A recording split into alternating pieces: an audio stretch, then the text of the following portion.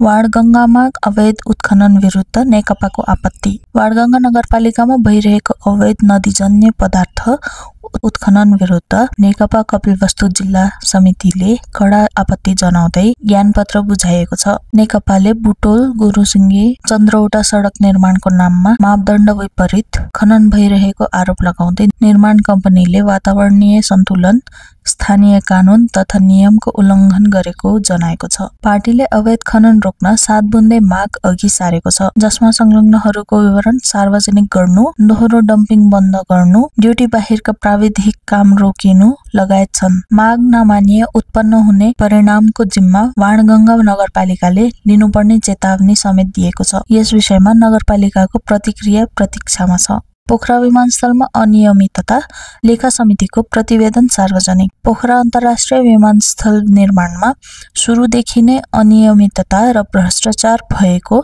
निष्कर्षसहित प्रतिनिधि सभाको सार्वजनिक लेखा समितिको उपसमितिले प्रतिवेदन सार्वजनिक गरेको छ। राजेन्द्र लिङ्गदेन नेतृत्वको उपसमितिले नागरिक उड्डयन प्राधिकरणका महानिर्देशक प्रदीप अधिकारी सहित 8 जनालाई निलम्बन गरी छानबिन गर्न सिफारिस गरेको छ। 6 बुँदे निष्कर्षमा ठेक्काको सुरुवातमै अनियमितता, लागत बढाउन नीतिगत निर्णय, कर छुट मार्फत 2 अरब 22 करोड बराबरको अनियमितता र गम्भीर प्राविधिक त्रुटिहरू उल्लेख छन्। अब दोषीहरूमाथि कारबाही हुने आशा गरिएको छ। काभ्रेको पाखाटोलमा आग लागि, 2 बालबालिका घाइते। काभ्रेको रोशी गाउँपालिका 10 पाखाटोलमा शुक्रबार बिहान भएको आगलागीमा परि 2 बालबालिका घाइते भएका छन्। स्थानीय कुमार मगरको घरमा आगो लाग्दा उनका 9 वर्षीय छोरी समीक्षा र 6 वर्षीय छोरा सक्षम जलेर घाइते भएका हुन्। बेला बच्चाका अभिभावक बारीमा थिए भने बालबालिका घरमै आगो तापिरहेका थिए।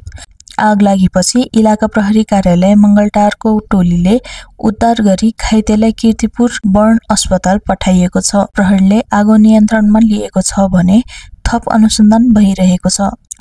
विमानको इन्जिनमा आगो, आकस्मिक अवतरणमा पाङ्ग्रा भाँचियो। एक यात्रुवाहक विमानको उडानका क्रममा इन्जिनमा आग लागि भएपछि आकस्मिक अवतरण गराउनु परेको छ।